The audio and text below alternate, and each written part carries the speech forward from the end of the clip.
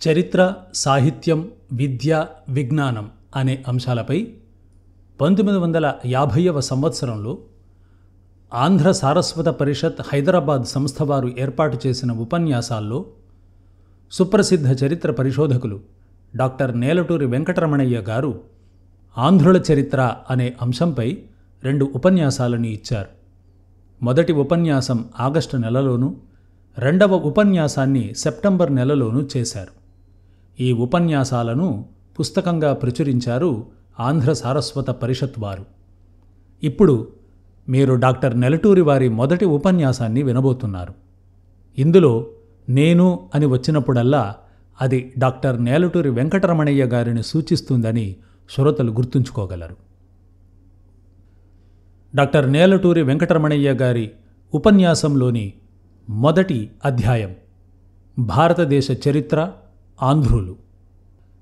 ఆంధ్ర సారస్వత పరిషత్తు వారు నన్ను ప్రసంగించడానికి పిలిచారు. ఇందుకు వారికి నా కృతజ్ఞతలు. ఇది చరిత్రను వద్దనుకునే యుగం. ఇప్పటి వారికి పాతకాలపు సంగతులతో పనిలేదు. వారి దృష్టి ఫిజిక్స్, కెమిస్ట్రీ వంటి విషయాలపైనే లగ్నమైంది. ఉద్యోగ మార్కెట్టులో వీటికి ఉన్న విలువ చరిత్రకు లేదు. ఆర్థికాభివృద్ధి మాత్రమే అతి ముఖ్యమైనదని భావించే ప్రభుత్వాలు, అధికారులు అలాంటి అభివృద్ధికి ఉపయోగపడే చదువుల పట్లనే పక్షపాతం చూపుతున్నారు. ఇది ఆశ్చర్యమేమీ కాదు. యుద్ధానికి కావలసిన ఆయుధాలను చరిత్ర తయారు చెయ్యదు కదా. ప్రపంచాన్ని స్వాధీనం చేసుకొని తమ ప్రభుత్వ సంస్థాపన చేయడానికై ప్రపంచ శాంతికి భంగం కలిగించే యుద్ధ ప్రయత్నాల్ని చేస్తున్న రాజ్యాలు ఉన్నాయి, వ్యాపార సంస్థలు ఉన్నాయి. వీళ్ళు ఎప్పటికప్పుడు కొత్త మారణాయుధాల్ని కనిపెట్టే ప్రయత్నాల్లోనే ఉంటారు.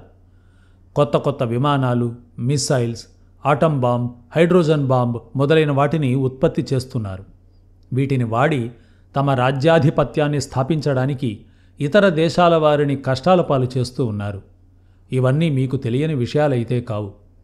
ఇలాంటి వాటిని సాధించడానికి ఫిజిక్స్, కెమిస్ట్రీ వంటి శాస్త్రాలే కావాలి. కనుకనే వీటికి ఎక్కువ ప్రాధాన్యత. వీటితో పోలిస్తే చరిత్రకారులకు ఆదరణ రోజురోజుకు సన్నగిల్లుతోంది. దీనివల్ల చరిత్రను చదవడం పట్ల కూడా ఆసక్తి తగ్గిపోతోంది. కడుపు నింపని చదువు అడవి కాచిన వెన్నలే కదా.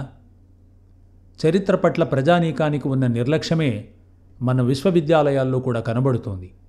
బయాలజీ చదివే విద్యార్థుల సంఖ్యతో హిస్టరీ స్టూడెంట్స్ సంఖ్యను పోల్చి చూస్తే మీకే విషయం అర్థమైపోతుంది. ఇలాంటి పరిస్థితుల్లో ఆంధ్ర వాంగ్మయ పరిషత్తు వంటి సంస్థ చారిత్రక, సాంస్కృతిక విషయాల పట్ల అభిమానాన్ని ఉంచుకొని చరిత్ర పరిశోధకులను, రచయితలను ప్రోత్సహించడం ప్రశంసనీయం.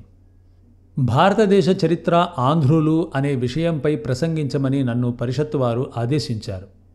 వారు ఇచ్చిన అంశాన్నే భారతదేశ అభివృద్ధిలో ఆంధ్రుల పాత్ర ఎంత అన్న కోణంలో నుండి విశ్లేషించాలని నేను అనుకున్నాను. ఇదే దృక్కోణం నుండే విషయాన్ని ప్రస్తావిస్తాను. చెప్పాల్సిన విషయం పెద్దది. చక్కగా వివరించాలి అంటే పెద్ద పుస్తకాన్నే వ్రాయాలి. కానీ నాకు ఆ అవకాశం లేదు. వినడానికి మీకు ఓపిక ఉండదు. కాబట్టి నేను సేకరించిన విషయాలను సంగ్రహంగా 2 ఉపన్యాసాల్లో చెప్పదలిచాను. మొదటి ఉపన్యాసంలో రాజకీయ రంగంలో ఆంధ్రులు భారతదేశ అభ్యుదయానికి ఎలా తోడ్పడ్డారో వివరిస్తాను. రెండవ దాంట్లో ఆంధ్రులు భారతీయ సంస్కృతి పెంపుకు ఎలా కృషి చేశారో తెలుపుతాను. ఇంతకు ఆంధ్రులు ఎవరు, ఎక్కడివారు అన్న ప్రశ్నల్ని మొదట విచారించాలి. ఆంధ్రులు అన్న మాటకు 2 విధాలుగా అర్థాన్ని చెప్పవచ్చు. మొదటిది ఆంధ్రజాతికి చెందినవారు, 2 ఆంధ్రదేశాన నివసించేవారు అని. ఆంధ్ర అన్న పేరుతో ప్రత్యేక జాతి ఒకటి ఐతరేయ బ్రాహ్మణంలో కనబడుతుంది. విశ్వామిత్రునికి 100 మంది కుమారులు. వీరిలో మొదటి 50 మందితో మనకు పని లేదు. మిగిలిన 50 మందితోనే పని. విశ్వామిత్రుడు ఈ 50 మంది కుమారుల్ని ఆర్య ఆశ్రమాల సరిహద్దుల్లో నివసించండి అని శపించాడు. వీరే ఆంధ్ర, పుండ్ర, శబర, పుళింద, మూతిబ అన్న పేర్లతో ప్రసిద్ధికెక్కిన జాతులు. అయితే వీరి స్వస్థలం ఏదో ఐతరేయ బ్రాహ్మణం చెప్పలేదు. ఆంధ్రుల ప్రశంస పురాణాల్లో కూడా ఉంది.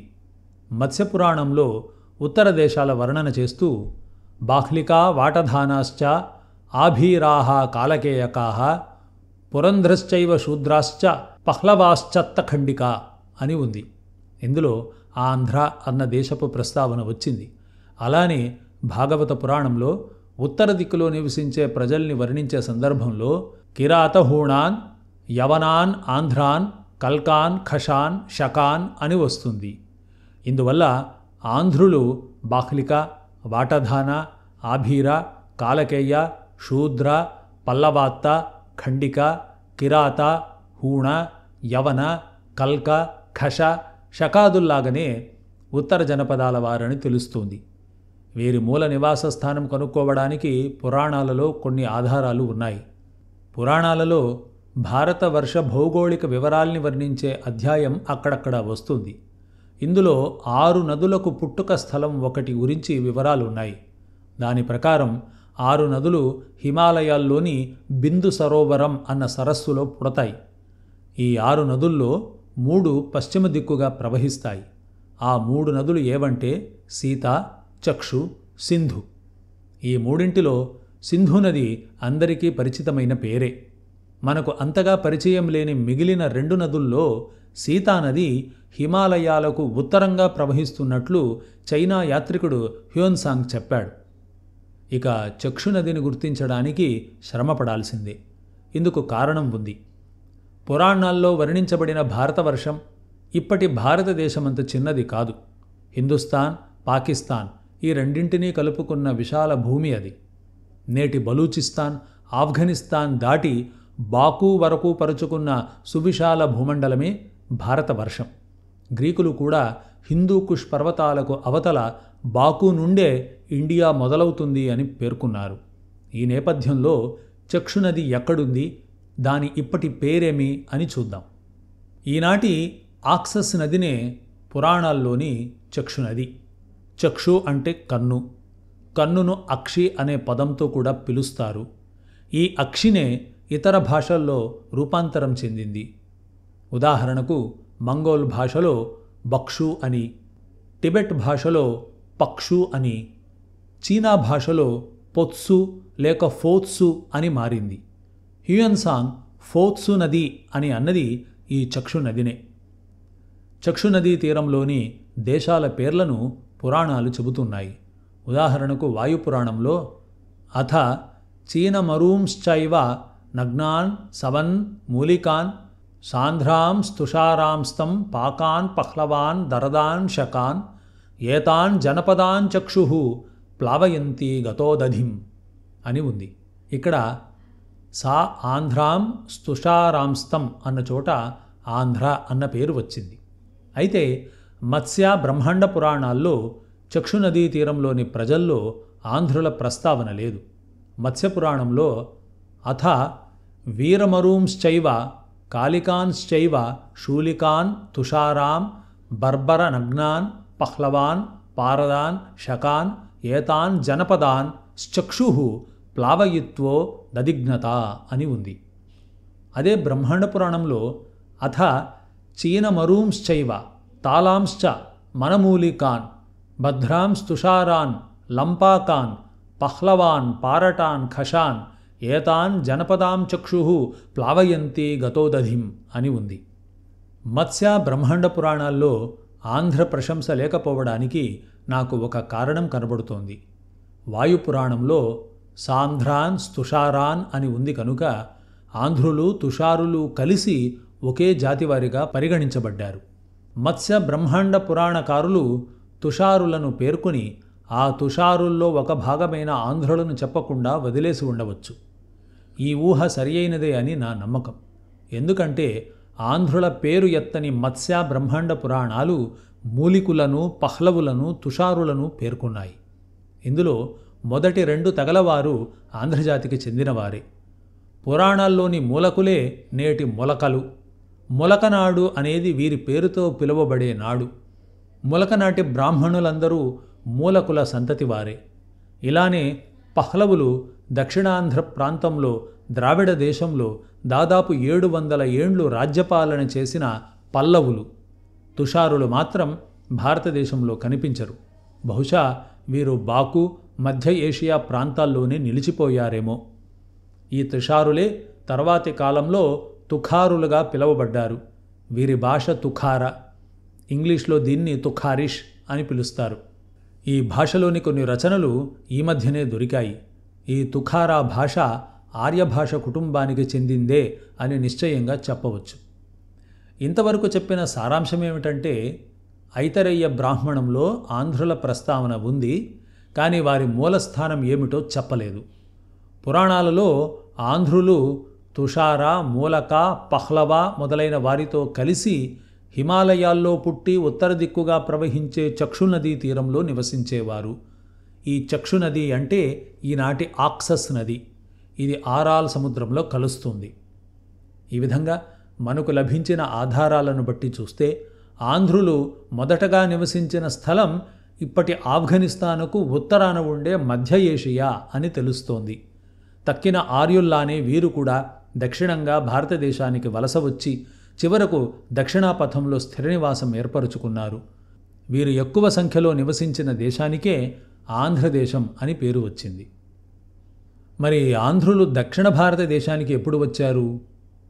ఆంధ్రులు దక్షిణాపథానికి ఎప్పుడు వచ్చారో నిశ్చయించి చెప్పడానికి వీలు లేదు. బౌద్ధ వాంగ్మయంలో ఆంధ్రజాతికి చెందిన మూలక, అశ్వక అనే తెగలవారి గురించి కొన్ని వివరాలు ఉన్నాయి. మూలకుల ముఖ్య పట్టణం ప్రతిష్ఠానం, అశ్మక లేదా అశ్వకుల ప్రధాన నగరం పోతన్. ప్రతిష్ఠానం ఇప్పుడు పైఠన్గాను, పోతన్ బోధన్గాను పేర్లు మార్చుకున్నాయి. అయితే పై వివరాలను అందించే బౌద్ధ గ్రంథాలు ఎప్పుడు వ్రాశారో సరిగ్గా తెలియదు కనుక ఆంధ్రుల కాలమానం నిర్ణయించడానికి ఈ బౌద్ధ గ్రంథాలు ఎక్కువగా ఉపయోగపడవు. కానీ మౌర్యుల కాలం నాటికే ఆంధ్రులు దక్షిణాపథంలో ఉన్నారు అనడానికి ఆనాటి విదేశీయుల రచనలు సాక్ష్యంగా ఉన్నాయి. సెల్యూకస్ నికటార్ అనే గ్రీకు రాజు చంద్రగుప్త మౌర్యుని ఆస్థానానికి మెగస్తనీస్ అనే రాయబారిని పంపాడు. ఇతడు భారతదేశంలో తాను చూసిన, విన్న సంగతుల్ని చేర్చి ఇండికా అనే పుస్తకాన్ని వ్రాశాడు. ఇందులో ఆంధ్రుల గురించి వ్రాస్తూ ఆంధ్ర రాష్ట్రంలో 30 పట్టణాలు ఉన్నాయి. వీటికి భద్రమైన కోటలు రక్షణగా ఉన్నాయి.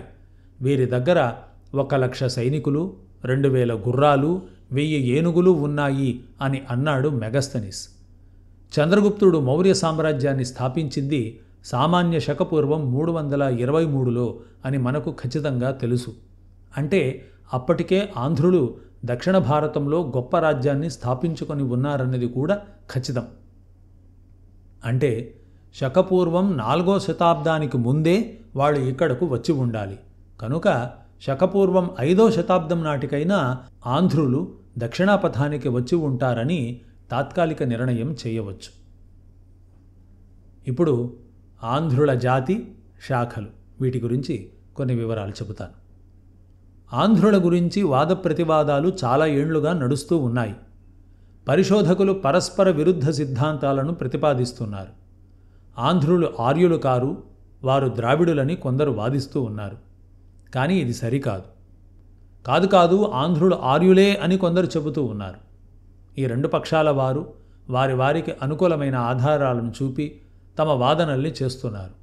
అయితే ఈ రెండు వాదనల్ని ఖండనమండన చేయడానికి ఇది వేదిక కాదు. కానీ దొరికిన ఆధారాలను బట్టి చూస్తే ఆంధ్రులను ద్రావిడులని అనుకోవడం కంటే ఆర్యులని అనడమే సరియైనదని తోస్తోంది. ఈ సందర్భంలో 2 ముఖ్యాంశాలను మనం దృష్టిలో పెట్టుకోవాలి. మొదటిది, ఇంతవరకు మనకు దొరికిన చారిత్రక ఆధారాలలో ఎక్కడా ఆంధ్రులు ఫలానా జాతివారు అని లేదు. శబర, పుళింద మొదలైన వారితో కలిపి ఐతరేయ బ్రాహ్మణంలో ఆంధ్రులను పేర్కొన్నందువల్ల ఆధునిక పరిశోధకులు కొందరు వీరిని అనార్యులుగా ఊహించారు. కానీ వాయుపురాణం ఆంధ్రులను తుషారులతో కలిపి ఆ ఇద్దరూ ఒకే జాతి వారిని సూచించింది. తుషారుల భాష ఆర్యభాషా కుటుంబానికి చెందిందని ఇంతకు మునిపే చెప్పాను. తుషారుల్లానే ఆంధ్రులు కూడా తుషారీయ భాషనో లేక అలాంటి వేరే భాషను మాట్లాడేవారు కావచ్చు. భాషను బట్టి జాతిని నిర్ణయించడం సరికాదని భాషా శాస్త్రవేత్తలు చెబుతున్నారు. ఈ న్యాయాన్ని అనుసరించి మనం ఆంధ్రులు జాతి వల్ల ఆర్యులు కాదని చెప్పదలిచినా వారు ఆర్యభాషా కుటుంబానికి చెందిన ఒక భాషను వాడే ప్రజలు అనేది ఒప్పుకోవలసిందే. ఆంధ్రులు ఒకే జాతి వారైనా వారిలో భేదాలు లేకపోలేదు. ఈ అంశం గురించి చరిత్రకారులు ఎక్కువగా దృష్టి పెట్టలేదు. దీనివల్ల విపరీత వాదనలు తల ఎత్తుతున్నాయి. పురాణాలన్నీ శాతవాహనులు ఆంధ్రులని ఘోషిస్తూ ఉన్నాయి. కానీ వారు ఆంధ్రులు కారని ఆధునిక చరిత్రకారులు కొందరు వాదిస్తూ ఉన్నారు. దీనికి ముఖ్య కారణం శాతవాహనులు తమ శాసనాల్లో ఎక్కడా తాము ఆంధ్రులమని చెప్పుకోకపోవడమే. రాజులు తమ శాసనాల్లో తమ వంశాన్ని కులాన్ని చెప్పుకోవడం పరిపాటి. అంతేకాని జాతిని పేర్కొనే అలవాటు ఉండినట్టు కనపడదు. కనుక శాతవాహనులు తమ శాసనాల్లో తమ జాతి గురించి చెప్పనంత మాత్రాన వాళ్ళు ఆంధ్రులు కాకపోరు. ఆంధ్రజాతిలో ఎన్నో గణాలు ఉన్నాయి. ఒక్కొక్క గణానికి ప్రత్యేకమైన పేరు ఉండేది. వాటిలో శాతవాహన గణం ఒకటి. పల్లవ, అశ్వక, మూలక అనేవి ఆంధ్రులలోని వేరు గణాలే అని ఇంతకు మునిపే చెప్పాను.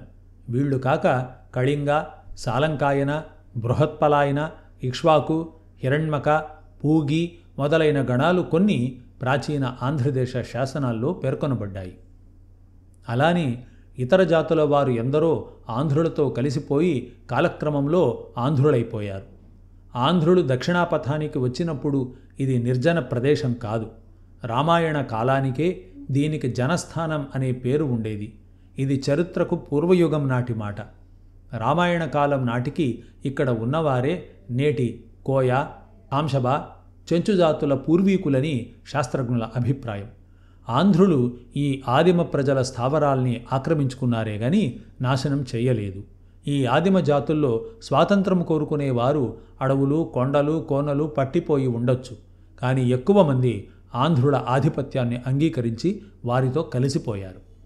ఈ జాతుల కలయిక ఇక్కడితోనే ఆగిపోలేదు. చారిత్రక యుగంలో కూడా ఇతర జాతుల వారు ఎందరో ఆంధ్రదేశానికి వచ్చి ఇక్కడే స్థిరపడి కాలక్రమంలో ఆంధ్రులయ్యారు. ఇలా ఆంధ్ర ప్రజానీకంలో కలిసిపోయిన అన్యజాతుల వారిలో మొదటగా చెప్పవలసిన వారు అరవలు. తమిళ దేశపు ఉత్తర సరిహద్దు ప్రాంతానికి ప్రాచీన కాలంలో అరువా వడతలై అని పేరు. ఈ అరువా వడతలైకు చెందిన వారే అరవలు. వీరు భ్రష్ట తమిళాన్ని మాట్లాడేవారు. ఈ అరువా వడతలైకు దక్షిణాన పాలార్ నది, ఉత్తరాన కృష్ణానది హద్దులుగా ఉండేవి. ఈ రెండు నదుల మధ్య ప్రాంతమే అరువా వడతలై. ఇందుకు ఆధారాలు ఉన్నాయి. ఈ విధంగా అరవలు ఆంధ్రులకు దక్షిణాన ఉండే పొరుగువారు. వీరి భాష తమిళాన్ని పోలి ఉన్నా దాన్ని తమిళమని పిలవక అరధమం అని నామకరణం చేశారు ఆంధ్రులు. ఆ మాటే నేటికి నిలిచిపోయింది. క్రమక్రమంగా ఆంధ్రులు దక్షిణ దిక్కుగా వ్యాపించడం మొదలెట్టారు. ఇప్పటి ద్రవిడ మండలం వరకు ఉన్న ఆ వడతలై ప్రాంతాల్ని ఆక్రమించుకున్నారు. అరువా వడతలై ఆంధ్రదేశంలో కలిసిపోయింది. అక్కడి ప్రజలు ఆంధ్రులయ్యారు. ఈ అరవల తర్వాత ఆంధ్రులుగా మారిన జాతి తమిళులు. ముఖ్యంగా చోళమండలం నుండి వచ్చిన వారు ఆంధ్రులుగా మారారు. కరికాల చోళుడు దక్షిణ ఆంధ్రాన్ని జయించి స్వాధీనం చేసుకున్న తర్వాత అతని సంతతి వారు కొందరు నేటి కడప జిల్లాలోని రేనాటి సీమలో స్థిరపడ్డారు. వీరినే రేనాటి చోళులు అని పిలుస్తారు. వీళ్ళ సంతతి పెరిగి అభివృద్ధి చెంది తెలుగు చోడులు అన్న పేరుతో ఆంధ్రదేశమంతా వ్యాపించారు. తెలుగు చోడులు ఆంధ్రదేశ అభివృద్ధిలో గొప్ప పాత్రను పోషించారు. వీరికి రేనాడు ఒక్కటే ముఖ్యస్థానం కాదు. పొత్తపి, నిడకల్లు, పెడగల్లు, యాతగిరి, వర్ధమానపురం, కొణిదెన, నెల్లూరు, సిద్ధవటం మొదలైన వాటిని తమ కేంద్రాలుగా చేసుకున్నారు. చోళమండలం నుండి వచ్చి రేనాటిలో నెలకొన్న వాళ్లలో చోళరాజు కుటుంబమే కాక వారి సేవకులు, ఆశ్రితులు, సైనికులు, ఇతర ఉద్యోగులు కూడా ఉన్నారు. ఆంధ్రదేశంలో తమిళుల రాక ఇక్కడితో ఆగిపోలేదు. తూర్పు చాళుక్య కాలంలో అరవ రాజ్యాధిపతులతో కొంత సంబంధం ఏర్పడింది. ఈ కాలంలో కూడా తమిళులు ఆంధ్ర ప్రాంతాల్లోకి వచ్చారు. గొణగ విజయాదిత్యుని కాలంలో తమిళులు ఆంధ్రదేశంలో మళ్లీ వచ్చారు. రెండవ చాళుక్య భీముడు తన కూతురు కుందవ్వను చోళరాజు పరాంతకుని కొడుకైన రంజయుడికి ఇచ్చి పెళ్లి చేశాడు. ఈ కుందవ్వ కుమారుడు దానారణవుడు వంబవ్వ అనే తమిళ రాజకుమార్తెను పెళ్లి చేసుకున్నాడు. దానారణవుడు చనిపోయాక చాళుక్యుల అధికారం ముగిసింది. ఇతని కుమారులైన మొదటి శక్తివర్మ, విమలాదిత్యులు తమ కుటుంబాలతో సహా చోళరాజ్యంలో 27 ఏళ్ల పాటు ఆశ్రయం పొందారు. ఇలా ఎక్కువ కాలం తమిళనాట ఉండడంతో ఈ ఆంధ్రులకు ఆ తమిళులకు చక్కటి సంబంధాలు ఏర్పడ్డాయి. అంతేకాదు తమిళ పద్ధతులు ఆచారాల పట్ల మక్కువ ఎక్కువైంది కూడా. చోళ చక్రవర్తి మొదటి రాజరాజు తన కుమార్తె కుందెవైని విమలాదిత్యుడికి ఇచ్చి పెళ్లి చేశాడు. దీంతోపాటు మొదటి శక్తివర్మను వేంగి రాజ్యానికి రాజును చేశాడు. విమలాదిత్యుడు కుందవైలకు పుట్టిన కొడుకుకు రాజరాజ అన్న పేరు పెట్టారు. ఇతడే మనం రాజరాజ నరేంద్రుడు అని పిలుచుకునే రాజు. ఇతను తన మేనమామ మొదటి రాజేంద్ర చోళుని కుమార్తె అమ్మంగదేవిని పెళ్లి చేసుకున్నాడు. వీరి కొడుకుకు మాతామహుడైన రాజేంద్రుని పేరే పెట్టారు. ఈ రాజేంద్రుడు తన మేనమామ అయిన ఇమ్మడి రాజేంద్ర చోళుని కూతురు మధురాంతకిని పెళ్లి చేసుకున్నాడు.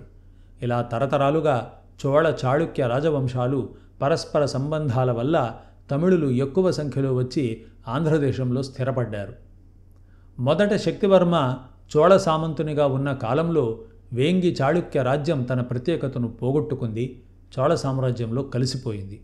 రాజరాజ నరేంద్రుని కుమారుడైన రాజేంద్రుడు చోళ చక్రవర్తి తన మేనమామ అయిన వీరరాజేంద్రుడు చనిపోయాక చోళ సింహాసనాన్ని ఆక్రమించుకున్నాడు. కొందరు తెలుగు చరిత్రకారులు దీనిని ఆంధ్ర విజయంగా ప్రకటించి సంబరపడ్డారు. కానీ వారి ఉబలాటానికి ఎలాంటి అవకాశం లేదు. రాజరాజ నరేంద్రుని కొడుకు రాజేంద్రుడిని ఆంధ్రుడు అని అనడం కన్నా తమిళుడు అనడమే సరి. చాళుక్య వంశంలో పుట్టిన ఇతని రక్తనాళాల్లో ప్రవహించింది తమిళ రక్తమే. ఇతని తల్లి, అవ్వ ఇద్దరూ తమిళ స్త్రీలే. తండ్రి రాజరాజ నరేంద్రుడు సగం తమిళుడు. ఇలా ఈ రాజేంద్రుడు పూర్తిగా తమిళుడే. తల్లికి తండ్రి అయిన వీరరాజేంద్రుని ఇంట్లోనే పుట్టి అక్కడే పెరిగినందువల్ల కూడా ఇతనికి తమిళ ఆచార వ్యవహారాల పట్లనే అభిమానం ఎక్కువ. ఈ కారణాల వల్లనే మాతామహుడైన చోళ చక్రవర్తి చనిపోయాక రాజేంద్రుడు ద్రవిడ సింహాసనంపైనే కన్నువేశాడు. ఆ సింహాసనం చేతికి చిక్కాక వేంగిని వదిలివేసి చోళదేశానికి వెళ్ళిపోయాడు.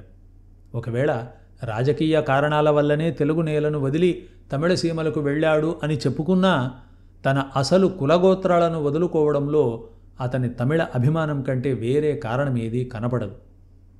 చాళుక్యుల గోత్రం మానవ్యస గోత్రం. కానీ రాజేంద్రుడు తన చాళుక్య గోత్రమైన మానవ్యసాన్ని వదిలిపెట్టేసి చోళుల గోత్రమైన కాశ్యప గోత్రాన్ని చెప్పుకున్నాడు.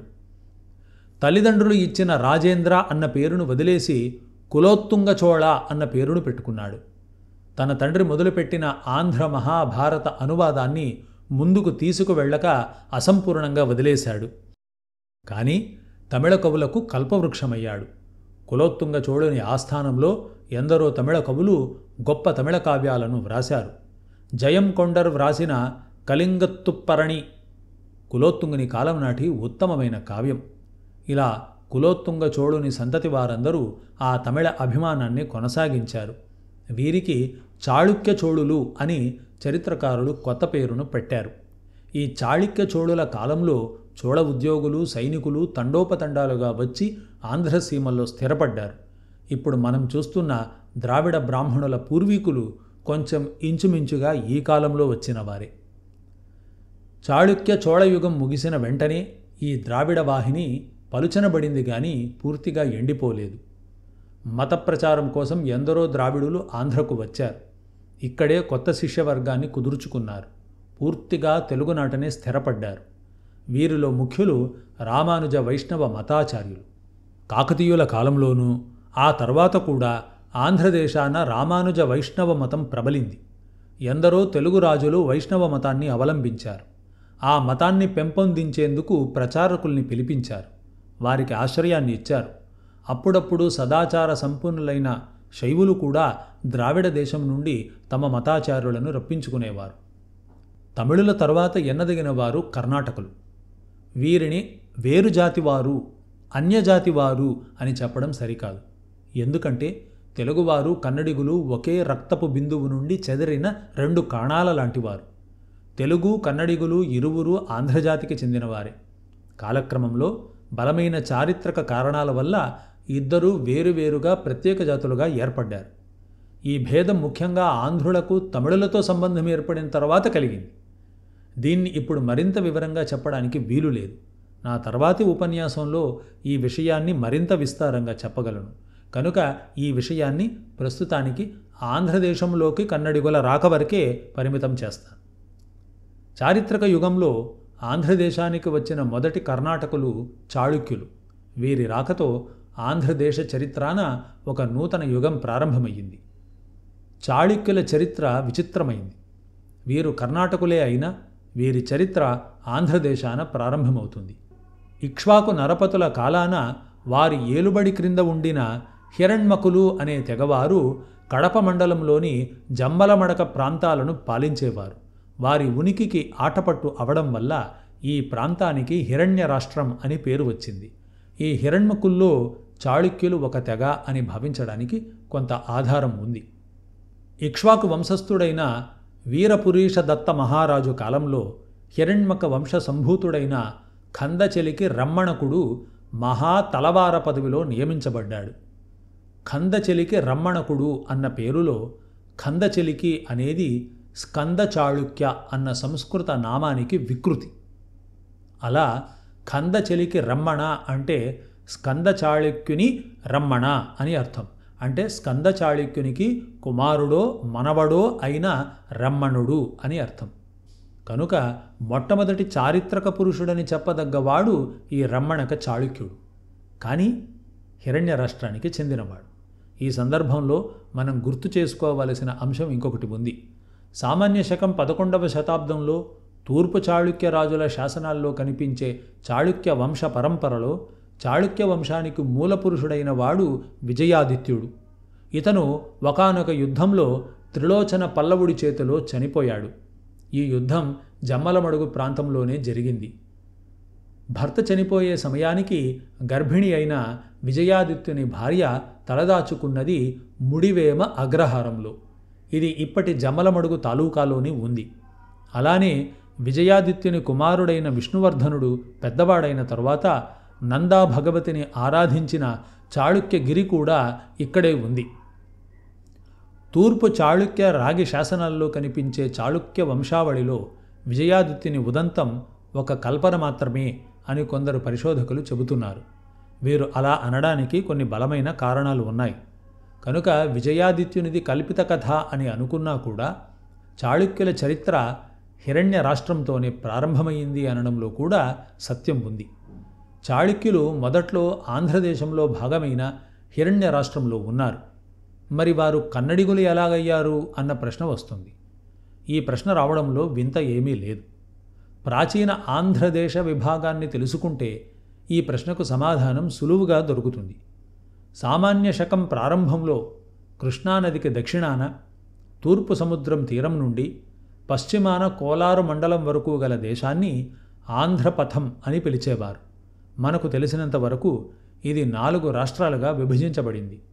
మొదటిది తూర్పున ఉన్న కర్మరాష్ట్రం. దీనికి పశ్చిమాన హిరణ్య రాష్ట్రం.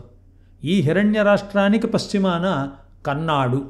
చివరగా ఇప్పటి బళ్ళారి ప్రాంతంలో శాతవాహన రాష్ట్రం.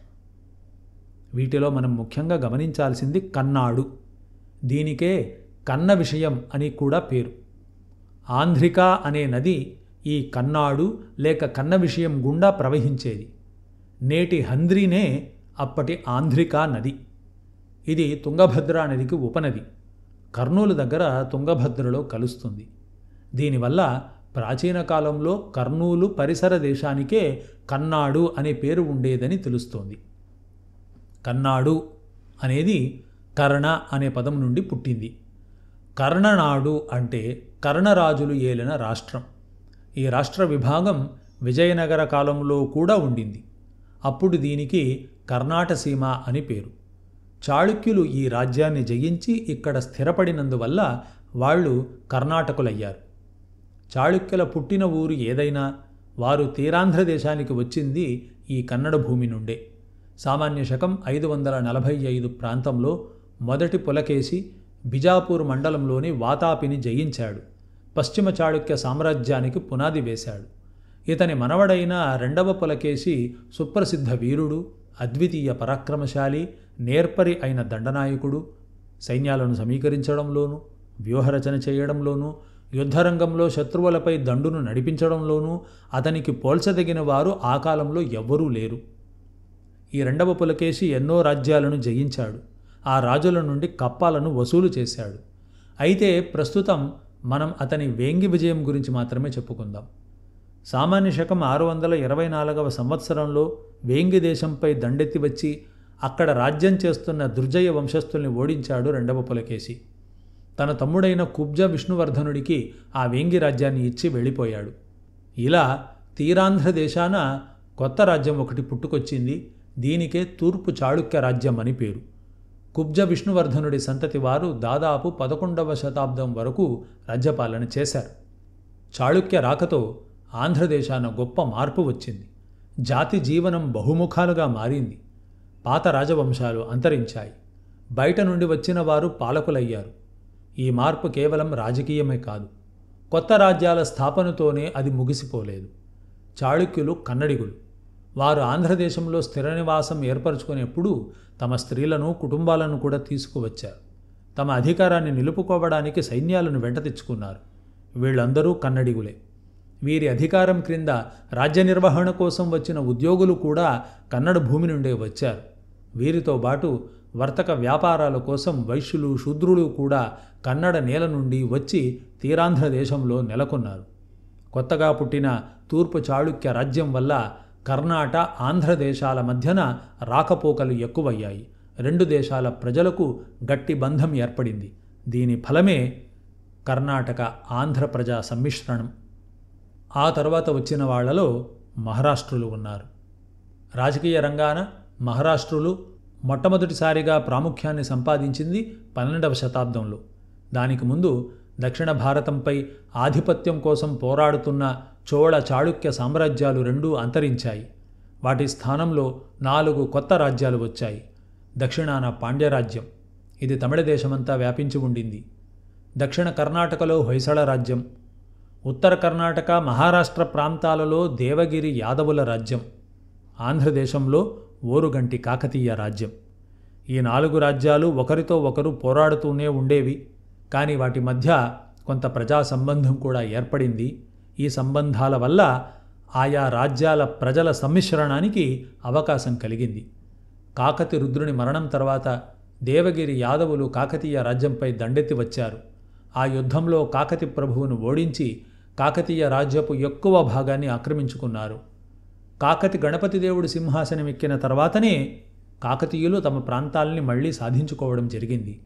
కానీ దేవగిరి దండయాత్రలో ఆంధ్ర ప్రాంతాలకు వచ్చిన మహారాష్ట్ర సామంతులు, వారి కుటుంబాలు తెలంగాణలో నిలిచిపోయారు. ఇలా ఆంధ్రదేశానికి మహారాష్ట్రుల ఆగమనం మొదలైంది. ఆ తర్వాత వచ్చిన మహమ్మదీయుల పాలనా కాలంలో మహారాష్ట్రులతో సంబంధం మరింత ఎక్కువయింది.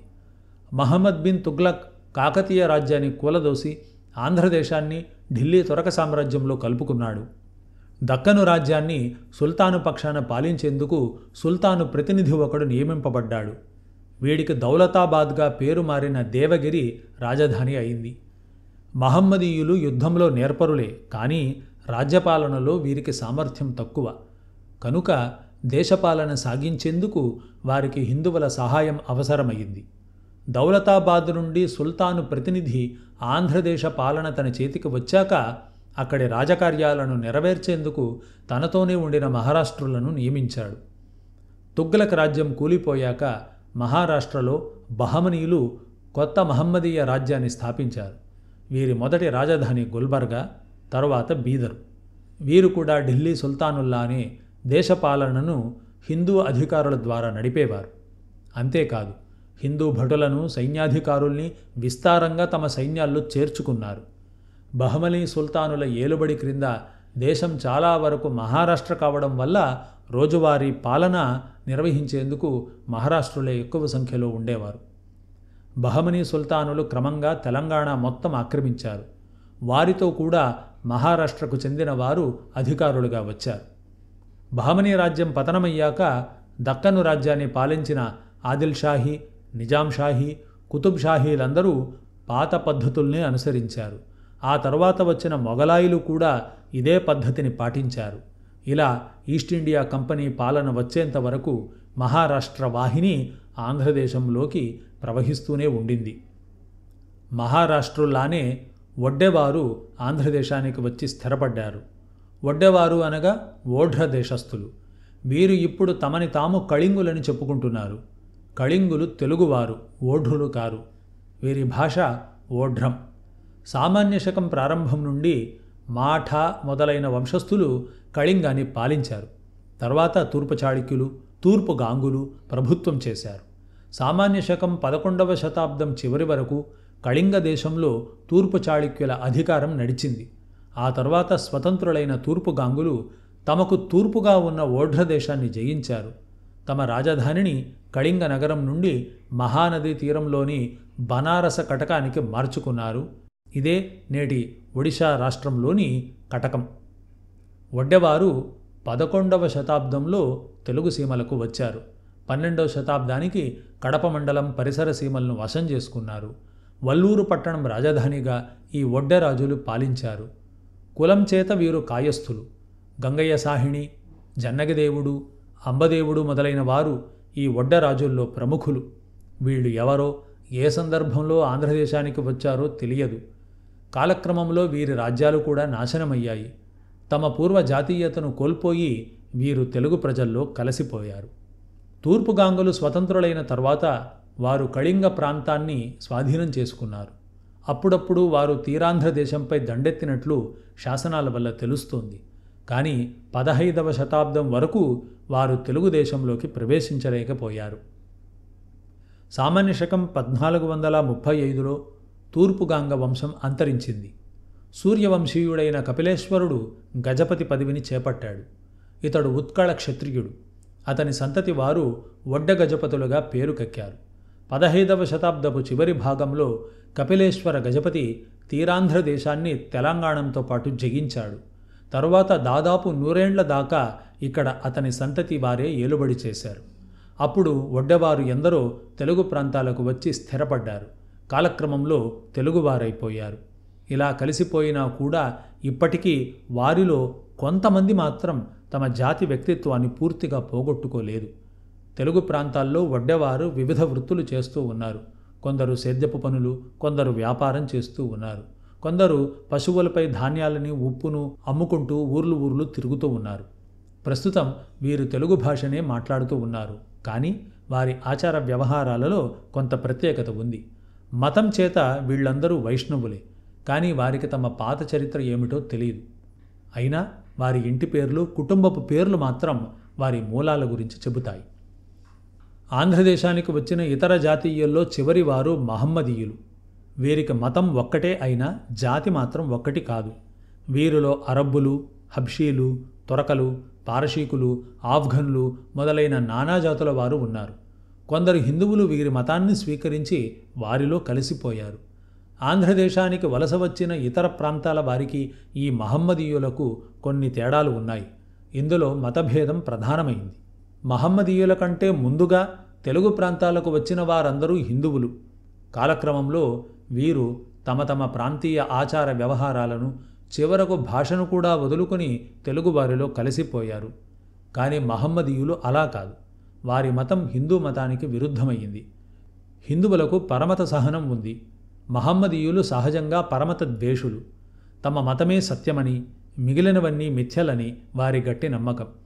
మిథ్యను ధ్వంసం చేసి సత్యమతాన్ని స్థాపించడమే తమ కర్తవ్యం అని వారు తలుస్తారు. కావున మహమ్మదీయులు ఆంధ్రదేశానికి వచ్చినా ఇతరుల వలె ఆంధ్రులతో కలిసి ఏకమవ్వలేదు. తమ ప్రత్యేకతను నిలుపుకున్నారు. వేషభాషలు, సాంఘిక మర్యాదల్లో కూడా ఈ తేడా ప్రస్ఫుటంగా కనిపిస్తుంది.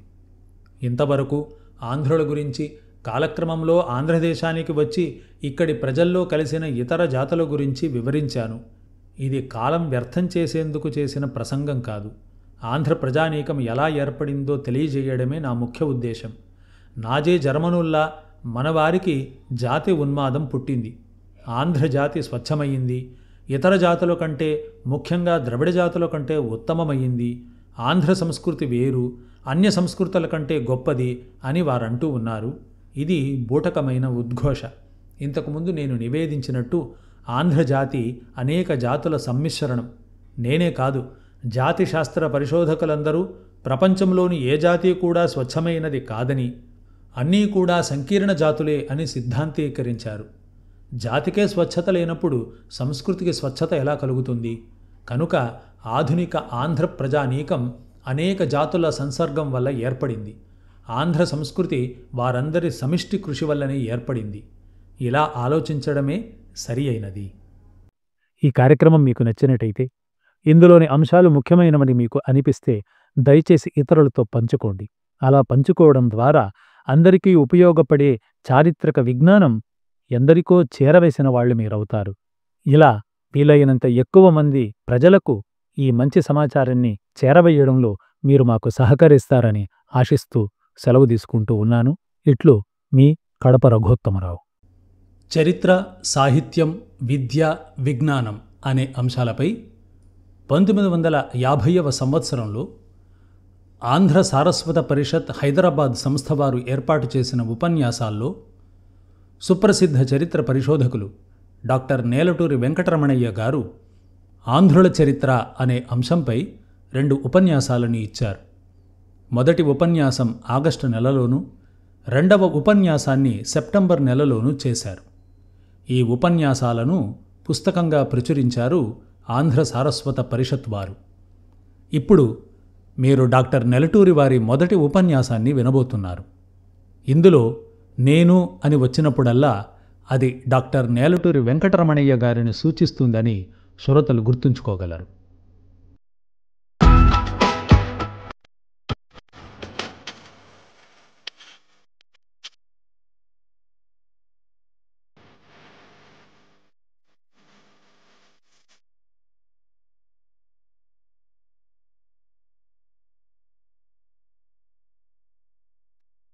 నేలటూరి వెంకటరమణయ్య గారి మొదటి ఉపన్యాసం భారతదేశ చరిత్ర ఆంధ్రులు, 2వ భాగం. గత ప్రసంగంలో ఆంధ్రులు ఎవరు, ఎక్కడివారు, వారి పూర్వచరిత్ర ఏమిటి అన్న అంశాలతో పాటు ఏ ఇతర జాతుల వారు ఆంధ్రదేశంలో స్థిరపడ్డారు అన్న విషయాలను ప్రస్తావించాను. ఈ ప్రసంగంలో భారతదేశ అభ్యుదయంలో ఆంధ్రుల మహత్వం ఏమిటి, వారు చేసిన సేవ ఏమిటి అన్న వాటిల్ని విచారిద్దాం. భారతదేశపు ప్రధాన జాతులలో ఆంధ్రులు తొలి వరుసలో ఉంటారు. జనాభా వల్ల గాని, రాష్ట్ర విస్తీర్ణం వల్ల గాని హిందీ ప్రజలకు సమానంగానో లేక 2వ స్థానంలోనో ఉంటారు. భారత అభ్యుదయానికి వీరెంతవరకు తోడ్పడ్డారు అన్నది ప్రస్తుతం విచారించాల్సిన అంశం. మొట్టమొదటగా రాజకీయ రంగాన వీరి గొప్పతనం కనుగొనడం ముఖ్యం. ఆంధ్రుల చరిత్ర సుదీర్ఘమైంది.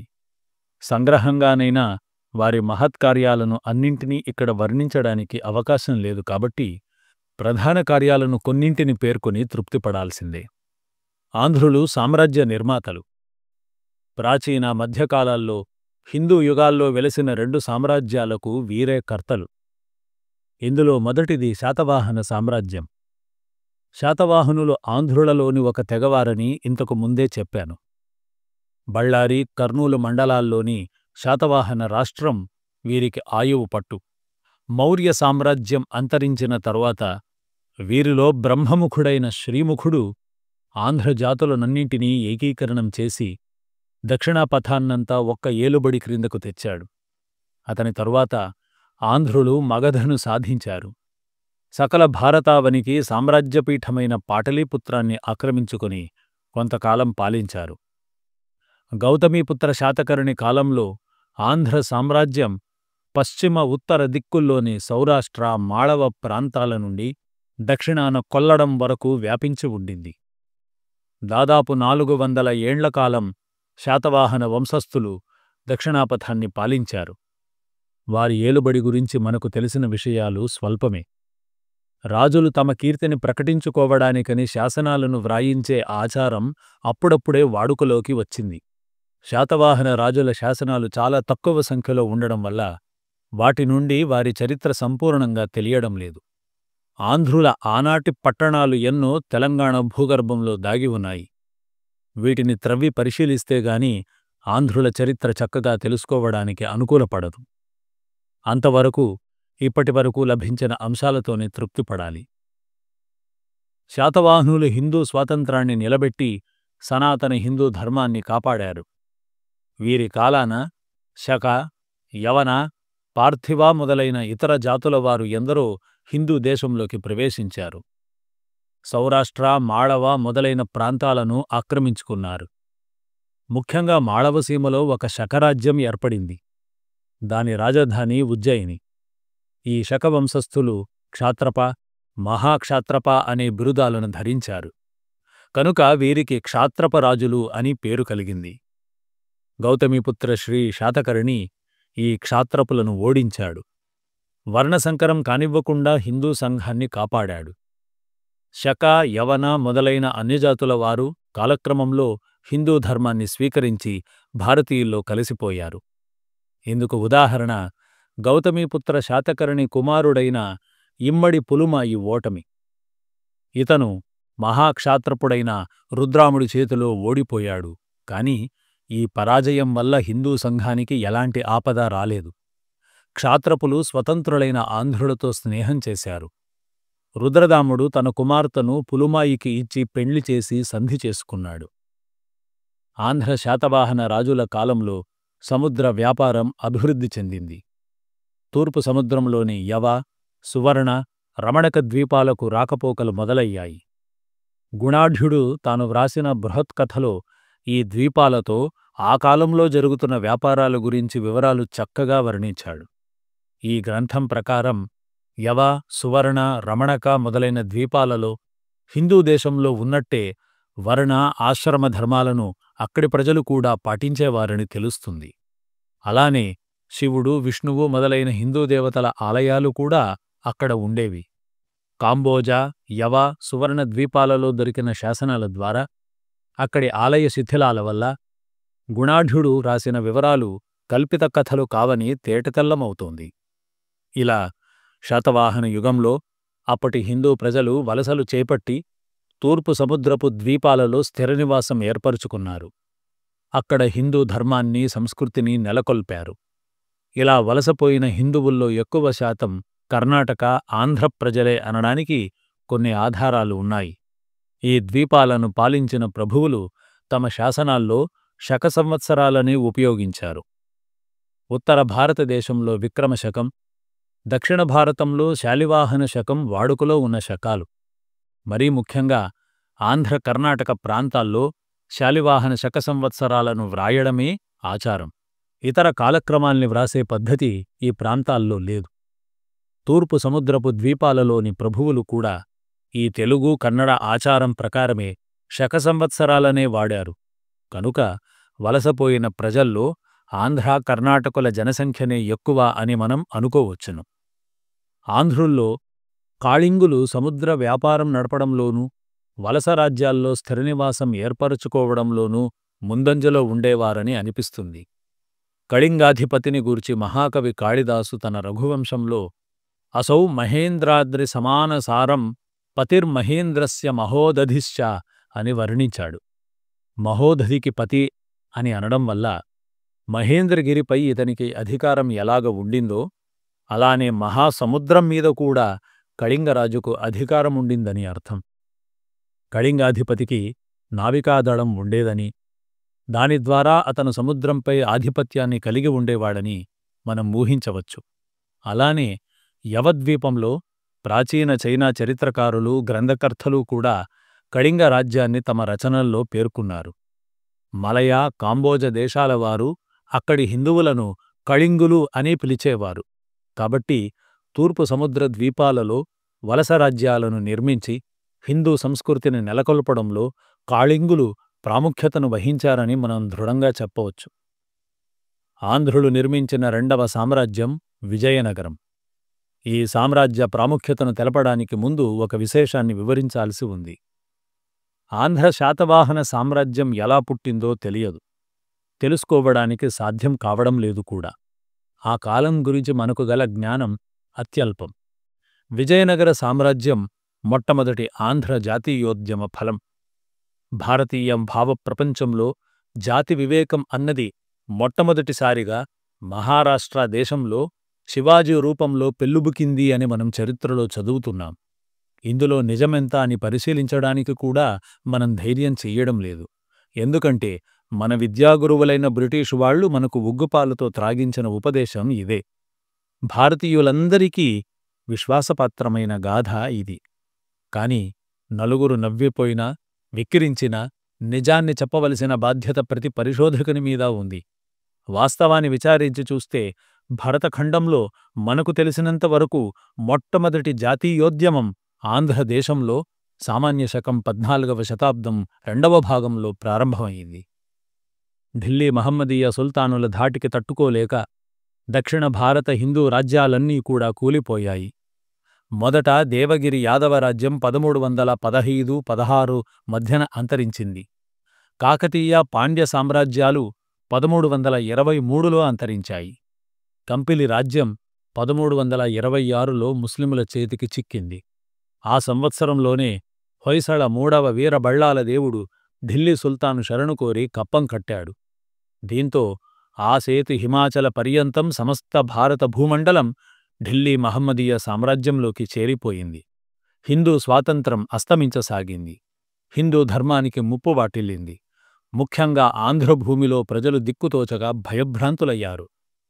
వారి ఆనాటి స్థితిని నా మాటల్లో చెప్పడం కంటే అప్పటివారి మాటల్లో చెప్పడమే సరియైనది.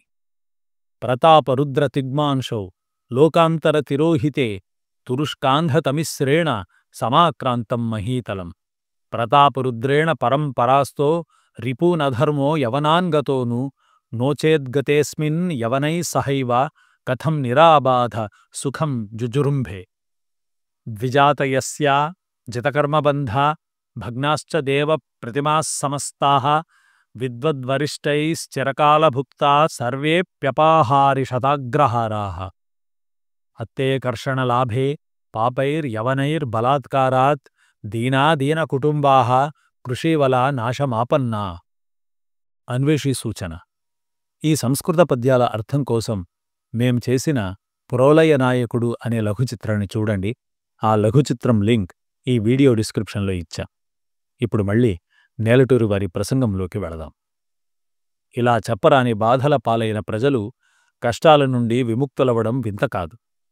జాతీయోద్యమం ఫలానా ఒక్క వ్యక్తి ప్రోత్సాహం వల్ల కాక తనంతట తానే దేశమంతటా పరుచుకుంది. 17వ శతాబ్దంలో మహారాష్ట్రలో పుట్టిన జాతీయోద్యమానికి, ఆంధ్రభూమిలో ప్రభవించిన జాతీయోద్యమానికి ఇదే మౌలికమైన తేడా.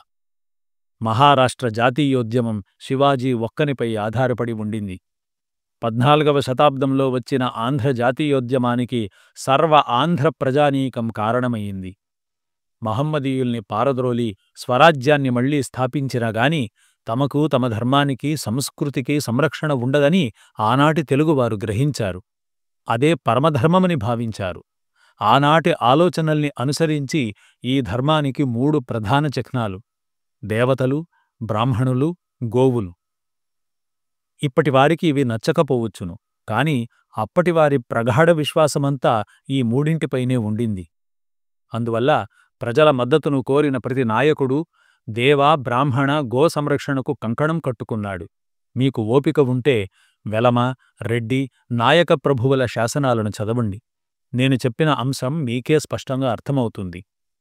ఓరుగల్లు తురకల చేతికి చిక్కిన మరుసటి సంవత్సరమే ఆంధ్ర స్వాతంత్రోద్యమం ప్రారంభమైంది. దక్షిణాంధ్ర ప్రాంతంలో మొట్టమొదటిసారిగా పాకనాటి సీమలో ఉద్యమం తలెత్తింది. నెల్లూరి పంటరెడ్లు, ముసునూరి కమ్మనాయకులు ముందడుగు వేశారు. ఢిల్లీ సుల్తాను అధికారాన్ని ధిక్కరించారు. అచిరకాలంలోనే ఆంధ్రదేశంలో పేరు ఉన్న నాయకులందరూ ఏకమయ్యారు. ఆంధ్ర జాతీయ సమితి ఒకటి ఏర్పడింది. అప్పటి ఆంధ్రులలో గొప్పవాళ్లు అనిపించుకున్న 77 మంది నాయకులు ఏకమయ్యారు. ముసునూరు ప్రోలయ నాయకుడిని తమ అధిపతిగా ఎన్నుకున్నారు. ఇలా తురక ప్రభుత్వానికి పోటీగా తెలుగు ప్రభుత్వం ఏర్పడింది. ఈ ఆంధ్రజాతీయ సమితి ప్రధాన ఉద్దేశాలు 2. ఒకటి, మహమ్మదీయ ప్రమాదాన్ని నివారించడం. రెండవది, జాతి స్వాతంత్రాన్ని పునఃప్రతిష్ఠించడం. ఈ 2 ఉద్దేశాలు నెరవేరడానికి 20 సంవత్సరాలు పట్టింది. మహమ్మదీయులతో హోరాహోరీగా పోరాడవలసి వచ్చింది. జాతీయ సమితి వ్యవహారాలలో 3 ఘట్టాలు ప్రధానంగా కనిపిస్తాయి. మొదటి ఘట్టం, తీరాంధ్రప్రదేశం మహమ్మదీయుల పట్టు నుండి విముక్తి పొందడం. ముసునూరి ప్రోలయ నాయకుడు, ప్రోలయ వేమారెడ్డి మొదలైన నాయకులు తమ బలాలతో తీరాంధ్రం నుండి మహమ్మదీయులను తొలగించారు. ప్రోలయ నాయకుడు గోదావరి మండలంలోని తూర్పు కనుమల్లో గల రేకపల్లెను ప్రధాన స్థానంగా చేసుకుని తెలంగాణాన్ని స్వాధీనం చేసుకునే ప్రయత్నాలు చేశాడు. కాని ఆ ప్రయత్నం తీరకుండానే మరణించాడు. ఇక రెండవ ఘట్టం నేటి కర్ణాటకలోని కంపిలి రాజ్య పతనం. దక్కను పీఠభూమిలోని ఒక చిన్న రాజ్యం కంపిలి. కాని అది వ్యూహాత్మకంగా అతి ముఖ్యమైన ప్రాంతం. పశ్చిమాంధ్రలో చాలా భాగం కంపిలికి చేరి ఉండింది. అందువల్ల ఆంధ్రులకు ఆ ప్రాంతాన్ని సాధించాల్సిన కీలకమైన అవసరం ఏర్పడింది. ఈ కార్యభారాన్ని దక్షిణ తెలంగాణలో నల్లగొండ ప్రాంతాన్ని ఏలుతూ ఉండిన చాళుక్య సోమదేవరాజుపై పడింది. తీరాంధ్ర విముక్తికి పంటకమ్మలు కారణభూతులైనట్టే పశ్చిమాంధ్ర దాస్య విముక్తికి క్షత్రియులు కారణమయ్యారు. సోమదేవరాజు సైన్యంతో బయలుదేరి కృష్ణాతీరం వెంబడి పశ్చిమ దిక్కుగా ప్రయాణించాడు. కంపిలి రాజ్యానికి ప్రధాన కేంద్రమైన ఆనేగొందిని ముట్టడించాడు. ఆంధ్రజాతీయ సమితి పక్షాన రెడ్లు తమ బలాన్ని పంపించి అతనికి తోడ్పడ్డారు. దారి పొడవునా శత్రువులతో యుద్ధాలు జరిగాయి. సోమదేవరాజుకు మొదటి విజయం నాగులపాటి యుద్ధంలో లభించింది. తరువాత సాతానికోట, ముసలిమడుగు, కందనువోలు యుద్ధాలలో శత్రువులు ఓడిపోయారు. ఆ పైన కల్వకొలను, రాయచూరు, యాతగిరి మొదలైన కోటలను పట్టుకున్నాడు. చివరకు తన లక్ష్యమైన ఆనేగొందిని కూడా పట్టుకున్నాడు. మహమ్మద్ బిన్ తుగ్లక్ ప్రతినిధిగా కంపిలి రాజ్యాన్ని పాలిస్తూ ఉండిన మాలిక్ మహమ్మద్ను ఓడించాడు, ఖైదు చేశాడు. దాంతో మాలిక్ మహమ్మద్ 6000 గుర్రాలను కానుకగా ఇచ్చి ప్రాణభిక్ష పెట్టమని వేడుకున్నాడు. దాంతో సోమదేవరాజు అతణ్ణి విడిచిపెట్టాడు. నరుల కసాధ్యమైన మొసలి మడుగు ధరనెన్నదగిన సాతాని కోటయును కడునుతింపగ జాలు కందన ఓలు కడిమి శేషంబుగల కల్వకులను అరుదైన రాచూరు అలయేత గిరియు నిరుపమంబగు గంగినేని కొండయును ననగ నొప్పారు నేడైన దుర్గముల వినుత ధాటీ మహావేశంబు నెరపి సురపతి యోగి ఆ శుభ్రాంశు వంశకరుడొక్కనాడు లగ్గలు గొన్నవాడు మరియు అతండు ఆజి మహమ్మందు మలక గరకరీయలిగి యగ్గలిక బుట్టించి బెలుకురి యాతడు బిడ్డ పేరిడిన దలకెల్ల దొలగించి దయచేసి తెలివి నర్వది 100 తేజీల నచట గలుగు అర్థులకు త్యాగంబుగా నొసగే అని ఆరువీటి వంశావళిలో సోమదేవరాజు కీర్తి ప్రసిద్ధమయింది. ఈ విజయాలన్నీ ఒక్క సోమదేవరాజు పరాక్రమం వల్లనే దొరికాయి అని అనుకోరాదు. పశ్చిమాంధ్ర ప్రజల తోడ్పాటు వల్లనే ఇదంతా సాధ్యమయింది. సుల్తాను ప్రతినిధి అధికారాన్ని అక్కడి ప్రజలు ధిక్కరించారు. పన్నులు కట్టడం మానేశారు. మహమ్మదీయ ప్రతినిధి బస చేసిన ఆనేగొందికి ఆహార పదార్థాలు చేరకుండా అడ్డుపడ్డారు. దాంతో మాలిక్ మహమ్మద్ నిస్సహాయుడయ్యాడు. ఇలాంటి పరిస్థితులు కూడా ఆర్వీటి సోమదేవరాజు విజయాలకు కారణాలయ్యాయి. తీరాంధ్ర, పశ్చిమాంధ్రాలు ఇలా స్వాతంత్రాన్ని పొందాయి. కాని ఆంధ్రదేశానికి గుండె వంటి తెలంగాణ మాత్రం ఇంకా తురకల వశంలోనే ఉండింది. స్వాతంత్రోద్యమాన్ని మొదలుపెట్టిన ప్రోలయ నాయకుడు లక్ష్యం నెరవేరకుండానే స్వర్గస్థుడయ్యాడు. అతని మరణం ఆంధ్రదేశాన్ని ప్రమాదం అంచులకు నెట్టింది. ఢిల్లీ నుండి వచ్చిన సుల్తాను సైన్యం పెద్ద సంఖ్యలో ఓరుగల్లులో విడిది చేసింది. కాని ఒకానొక దైవీక ఘటన వల్ల ఈ ప్రమాదం తప్పింది. సుల్తాను సైనిక శిబిరాన్ని అంటురోగాల రూపంలో మహమ్మారి పట్టుకుంది. దాంతో ఢిల్లీ సైన్యంలో 35% రోగాలతో నశించింది. సుల్తానుకు కూడా ఆ మహమ్మారి అంటుకుంది. చావు అంచుకు చేరినా మళ్లీ తేరుకున్న సుల్తాను వెంటనే ఓరుగల్లును వదిలిపెట్టాడు. కాని వెళ్లే ముందు తన అధికారాన్ని భద్రం చేసుకునే ప్రణాళికను అమలులో పెట్టి మరీ వెళ్లాడు. ఈ కొత్త ప్రణాళిక ప్రకారం దేవగిరిలోని సుల్తాను ప్రతినిధి సమస్త దక్కను ప్రాంతానికి అధికారిగా నియామకమయ్యాడు. ఆంధ్రదేశం 3 భాగాలుగా విభజించబడింది. తూర్పు తెలంగాణ, పశ్చిమ తెలంగాణ, పశ్చిమ ఆంధ్ర అనేవే ఆ 3 భాగాలు. తూర్పు తెలంగాణకు రాజధాని ఓరుగల్లు, పశ్చిమ తెలంగాణకు బీదర్ ముఖ్య పట్టణం. కంపిలి రాజ్యాన్ని కలిగిన పశ్చిమ ఆంధ్రకు ఆనేగొంది రాజధాని. మహమ్మదీయులుగా మారిన స్థానికులను తూర్పు తెలంగాణకు ప్రతినిధులుగా నియమించాడు ఢిల్లీ సుల్తాను. ఈ తూర్పు తెలంగాణ ఆంధ్రులకు స్వదేశ అభిమానం ఎక్కువ. పరదేశీయుల పాలన వారికి గిట్టలేదు. అందుకని మహమ్మదీయులుగా మారిన స్వదేశీయుల్ని అధికారులుగా నియమించడం జరిగింది. ఈ ఏర్పాటు ప్రకారం తూర్పు తెలంగాణకు మాలిక్ మక్బూల్ మండలాధిపతి అయ్యాడు.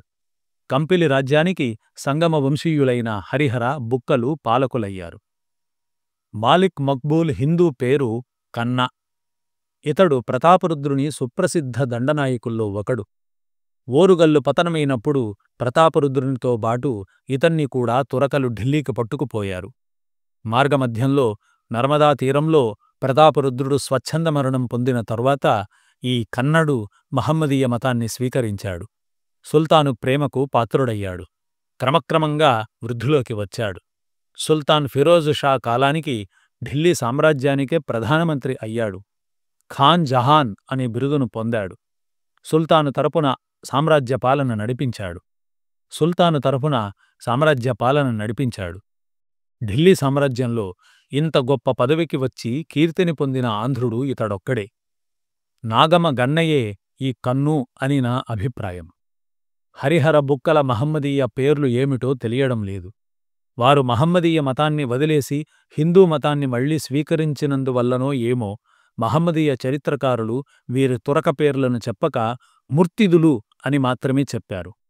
మొదట్లో వీరిద్దరూ ఓరుగంటి ప్రతాపరుద్ర మహారాజు కొలువులో కోశాగార ప్రతీహారులై ఉండినారు.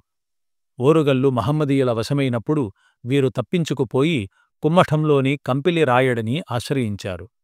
1326వ సంవత్సరంలో కంపిలిని సుల్తాను జయించినప్పుడు వీరు అతనికి పట్టుబడ్డారు.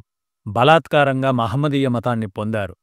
సుల్తానుకు అనుకూలంగా నడుచుకోవడం వల్ల వీరిపై సుల్తానుకు గురి కుదిరింది.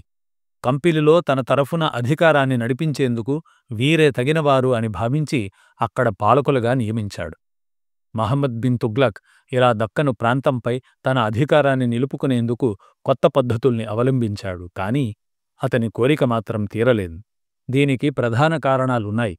మొదటిది ఆంధ్ర జాతీయ సమితి, రెండవది విద్యారణ్య యతీంద్రుల ఉదార ధర్మప్రచార పద్ధతులు. ఆంధ్రజాతీయ సమితి నాయకుడైన ప్రోలయ నాయకుడు చనిపోయిన తర్వాత అతని తమ్ముని కొడుకైన కాపయ నాయకుడిని తమ నాయకుడిగా ఎన్నుకున్నారు ఆంధ్ర నాయకులు. కాపయ నాయకుడు అసాధారణ పురుషుడు. ప్రోలయ కంటే ఎక్కువ శక్తి సామర్థ్యాలు కలిగినవాడు. నాయకత్వంలోనూ యుద్ధతంత్రాల్లోనూ నైపుణ్యం ఎక్కువ. రాజధర్మ మర్మజ్ఞుడు. కాపయ దూరదృష్టి అనన్య సామాన్యం. ఇతర ఆంధ్ర నాయకుల దృష్టి చాలా క్లుప్తమైంది. అది వారి మాతృదేశపు హద్దుల్ని దాటిపోలేదు. కాని కాపయ నాయకుని దృష్టి ఒక్క తెలుగు నేలపైనే కాక సంపూర్ణ దక్షిణ భారత హిందూ ప్రపంచం వైపుకు చూసేది.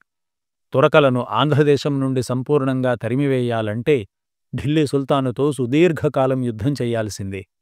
అఖిల భారతాధిపతి అయిన సుల్తానుకు ఉన్న బలసంపదలు ఆంధ్రజాతీయ సమితికి లేవు. సమితిని బలోపేతం చెయ్యడానికి ఒక్కటే మార్గం. దానిని సమస్త దాక్షిణాత్య సమ్మేళనంగా మార్చడమే ఆ మార్గం. ఆంధ్రజాతీయ సమితి తలపెట్టిన విముక్తి పోరాటం విశ్వరూపం దాల్చాలి అంటే దక్షిణ భారతదేశంలోని ఇతర హిందువుల సహకారం అత్యవసరం. ముఖ్యంగా కర్ణాటకకు చెందిన హొయసళ మూడవ బల్లాళదేవుని సహాయం కీలకమైనది. కనుక కాపయ బల్లాళదేవుని రాజధాని అయిన ద్వారసముద్రానికి వెళ్లాడు.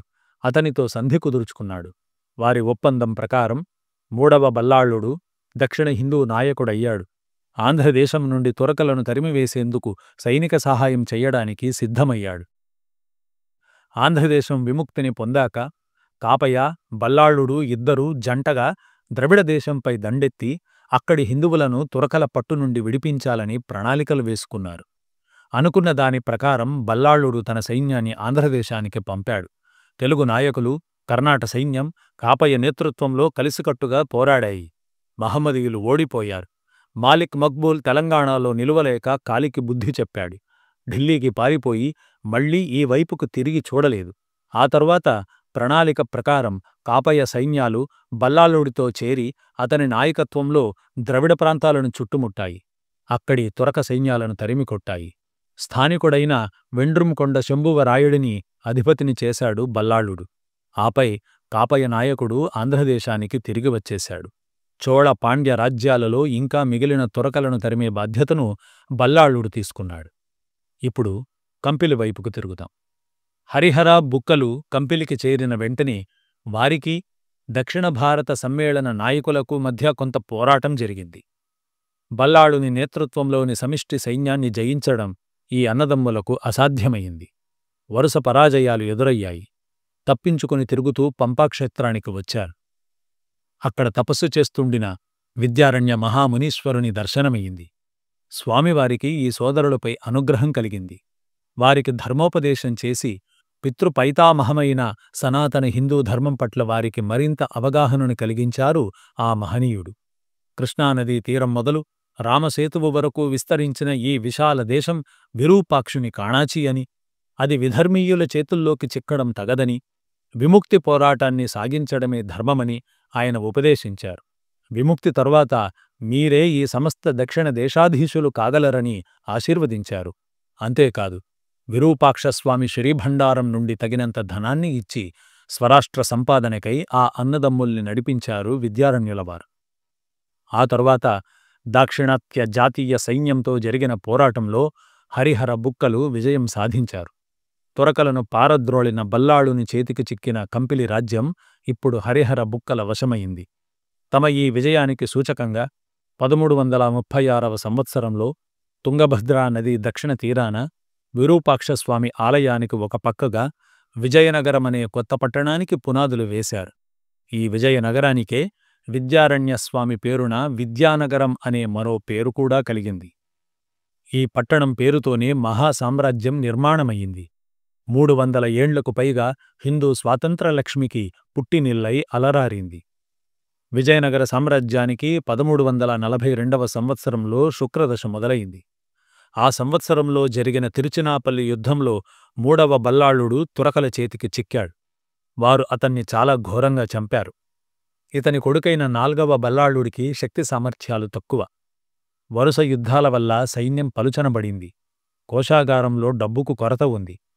ఈ పరిస్థితుల్ని గమనించిన హరిహర బుక్కలు హొయసళ రాజ్యాన్ని తమ చేతుల్లోకి తీసుకున్నారు. విజయనగర పాలకులు హొయసళ రాజ్యాన్ని జయించడానికి 2 కారణాలను చెప్పవచ్చు. ఒకటి, పాత కక్షలు. ఇది ఎలాగంటే, ఓరుగల్లు పతనమైన తరువాత హరిహర బుక్కలు కంపిలికి వచ్చి తలదాచుకున్నారని మొదట్లో చెప్పాను కదా. ఆ కంపిలి రాజ్యానికి ఈ హొయసళలకు బద్ధవైరం ఉండేది. ఆ పాత వైరమే ఇప్పుడు ఈ అన్నదమ్ముల్ని హొయసళ రాజ్యాన్ని తమ చేతుల్లోకి తీసుకునేందుకు ప్రేరేపించి ఉండవచ్చు. ఇక 2వ కారణం విజయనగరాన్ని విస్తరించాలన్న కోరిక. కారణం ఏదైనా 1346 నాటికి హొయసళ రాజ్యం అస్తమించింది. బల్లాళుల ప్రాంతాలన్నీ విజయనగరం చేతికి చేరాయి. దీనివల్ల 1336 నాటికి చిన్న సంస్థానం అయిన విజయనగరం కృష్ణానది నుండి తొండమండలం సరిహద్దు వరకు, తూర్పు సముద్రం నుండి పశ్చిమ సముద్ర పర్యంతం పెరిగి పెద్దదయింది. దక్షిణ భారతాన్ని విదేశీయుల పట్టు నుండి తప్పించేందుకు నాయకత్వం వహించిన హొయసళ రాజ్యం అంతరించడంతో దాని ప్రాంతాలను సంపాదించుకున్న విజయనగరం ఆ బల్లాళుని ఆశయాన్ని కూడా తమ స్వంతం చేసుకుంది. సమస్త దక్షిణ భారతానికి తామే రక్షకులమని, స్వరాష్ట్రోద్యమానికి తామే నేతృత్వం వహించాలని విజయనగర పాలకులు భావించారు. దక్షిణ భారత హిందూ సంఘ నాయకత్వం, హిందూజన సంరక్షణ తమపైన ఉందని వారు అనుకున్నారు. ఈ కారణంగానే 3వ బల్లాళుడిని ఘోరంగా చంపిన మదురై సుల్తానుపై యుద్ధానికి దిగారు. ఇక్కడ మదురై సుల్తానుల గురించి కొంత చెప్పాలి. ఆంధ్రదేశాన జాతీయ సమితి రూపంలో తీరాంధ్ర ప్రాంతం మళ్లీ హిందువుల స్వంతమయ్యింది. ఇదే సమయంలో మధురై రాజధానిగా ద్రవిడ ప్రాంతాన్ని పాలిస్తుండిన ఢిల్లీ సుల్తాన్ ప్రతినిధి స్వతంత్రాన్ని ప్రకటించుకున్నాడు. దాంతో మదురై కేంద్రంగా ఒక స్వతంత్ర మహమ్మదీయ రాజ్యం ఏర్పడింది. ఈ మదురై సుల్తానులనే 3వ బల్లాళుడు కాపాయ నాయకుడి సహాయంతో ఓడించింది. వాడి స్థానంలో వెండ్రుమకొండ శంభువరాయుడిని కూర్చోబెట్టింది. మదురై సుల్తానుల ఏలుబడి క్రింద హిందువుల స్థితి దుర్భరంగా ఉండింది. దేవాలయాలు నాశనమయ్యాయి. యజ్ఞయాగాలకు ఆటంకం కలిగింది. హిందువుల ధనధాన్యాలు దోచుకోబడ్డాయి. ప్రతిరోజూ వందలాది హిందువులు హత్యకు గురయ్యేవారు. కనుక హిందూ సమాజ రక్షకు నిలిచిన విజయనగరం మదురై సుల్తానుతో పోరాడవలసి వచ్చింది. ఈ యుద్ధం 1351లో మొదలై 1371లో ముగిసింది. మధురై మహమ్మదీయ రాజ్యం రూపుమాసింది. దాంతో విజయనగర అధికారం కన్యాకుమారి వరకు వ్యాపించింది. 1346లో రాజ్యంగా రూపొందిన విజయనగరం 1370 నాటికి మహాసామ్రాజ్యంగా మారింది. విజయనగర రాయలు సకల దక్షిణ భారత భూమికి చక్రవర్తులై 300 ఏండ్లకు మించి మహావైభవంతో పాలించారు. వీరి చరిత్రను వర్ణించడానికి సమయం సరిపోదు. కాని హిందూ జాతికి వీరు చేసిన సేవను కొద్దిగానైనా సంగ్రహంగానైనా చెప్పుకోవాలి. మొట్టమొదటగా చెప్పుకోవలసింది హిందూ స్వాతంత్ర నిర్వహణ. స్వాతంత్ర స్థాపన కంటే నిర్వహణనే కష్టమైన పని. ముసునూరి నాయకుల ఆధిపత్యం క్రింద ఆంధ్ర నాయకులు, ప్రజలు ఏకమై మహమ్మదీయుల్ని పారదోలి నిజమైన స్వాతంత్రాన్ని సాధించారు. దీనికి ప్రధాన కారణం ఐకమత్యం. కాని ఇలా నెలకొల్పిన స్వాతంత్రం ఎక్కువ కాలం నిలవలేకపోయింది. కాపయ్య నాయకుని జీవితకాలంలోనే మహమ్మదీయులు మళ్లీ తెలంగాణలోకి ప్రవేశించారు. గోలకొండలో తిష్టవేశారు. అక్కడి నుండి మరో 50 ఏళ్లకు మొత్తం తెలంగాణ మహమ్మదీయుల వశమయింది. ఆంధ్రులకు స్వభావసిద్ధమైన విపరీత ఆత్మాభిమానమే దీనికి కారణం. ఈ ఆత్మాభిమానం వలన ఆంధ్ర నాయకులలో ఐకమత్యం మసకబారింది. కాపయ్య నాయకుడు ఆంధ్ర జాతీయ సమితికి నాయకుడు అవడంతో తృప్తిపడలేదు. ఆంధ్రదేశానికి రాజు కావాలని ప్రయత్నించాడు కాబోలు. కాని మిగతా ఆంధ్ర నాయకులు ఇందుకు ఒప్పుకోలేదు. రెడ్లు విముఖత చూపించారు. వెలమలు మహమ్మదీయులకు సహకరించారు. ఇలాంటి వైమనస్యాల వల్ల జాతికి తీరని నష్టం కలిగింది. ఐకమత్యం వల్ల విజయాల్ని సాధించిన తెలుగువారు అనైక్యత వల్ల దాస్యానికి దిగజారారు. ఇది ఆంధ్రజాతి చరిత్రలో పదే పదే కనిపించే అంశం. ఈ పరిస్థితుల్లో విజయనగర పాలకులు 300 ఏళ్లకు మించి సామ్రాజ్యాన్ని చెడనీయకుండా నిలబెట్టడమన్నది ప్రశంసించాల్సిన విషయమే. దేశం శాంతియుతంగా ఉంటే సామ్రాజ్య నిర్వహణ పెద్ద బరువు అని అనిపించదు. సామ్రాజ్యపు లోపలి శత్రువుల కంటే బలమైన బయటి శత్రువులతో విజయనగరం హెచ్చుగా పోరాడింది. ఈ బయటి శత్రువుల్లో బహమనీ సుల్తానులు, ఆ తరువాత బహమనీల వారసుదారులైన 5 దక్కను సుల్తానులు ముఖ్యులు. రాయ సామ్రాజ్యం వెలసిన 300 ఏళ్లపాటు వీరితో ఎన్నో యుద్ధాలు జరిగాయి. ఈ యుద్ధాలు కేవలం రాజ్యకాంక్షతో మాత్రమే జరిగినవి కావు. మతాభిమానం కూడా ప్రబల కారణమే. కృష్ణకు దక్షిణాన ఉన్న హిందూ రాష్ట్రాన్ని జయించి అక్కడ మహమ్మదీయ మతాన్ని స్థాపించాలని మొదట బహమనీలు, ఆ తర్వాత 5 పాదుషాలు పట్టుదలతో పనిచేశారు. మహమ్మదీయుల్ని కృష్ణానదిని దాటనివ్వక వెనుకకు తిరగగొట్టి హిందూ స్వాతంత్రాన్ని, ధర్మాన్ని కాపాడాలి అన్నది విజయనగర రాజుల దృఢనిశ్చయం. రక్కసితంగిడి యుద్ధానికి బయలుదేరే ముందు ఆరవీటి రామరాజు పలికిన పలుకుల వల్ల నరపతి సింహాసనస్థులు చివరి వరకు హిందూ స్వాతంత్ర ధర్మ సంస్కృతులను రక్షించడానికే పాటుపడ్డారని తెలుస్తోంది. ఇంతకు అళియ రామరాయలు ఏమన్నాడంటే, 3 పాదుషాలు కలిసికట్టుగా నామీద తిరగబడ్డారు. రాజ్య కార్యక్రమాన్ని ప్రారంభించారు. కర్ణాటక దేశాన్నంతా స్వాధీనం చేసుకోవాలని భావించి దండెత్తి వస్తున్నారు. ఈ దేశం ధర్మదేశం.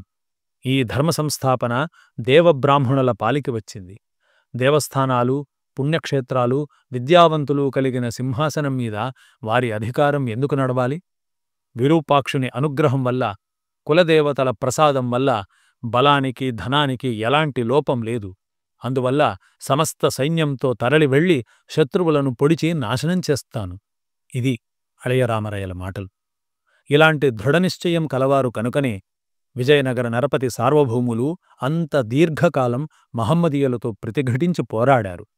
ఈ సుదీర్ఘ సంగ్రామానికి ప్రధాన రణక్షేత్రం కృష్ణా తుంగభద్రల నడిమి ఉన్న అంతర్వేది. దీనినే హిందీలో దోఆబ్ అంటారు.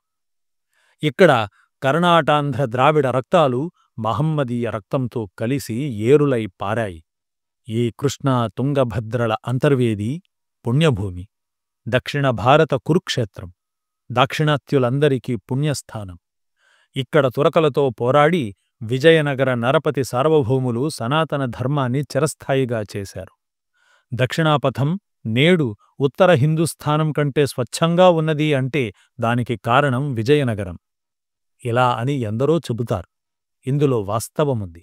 ఈనాటి దక్షిణ భారత హిందూ ధర్మం విజయనగర చక్రవర్తుల కృషికి ఫలం. వారి ప్రసాదం వల్లనే నేటి వరకు ఆర్యధర్మం ఇక్కడ నిలిచి ఉంది.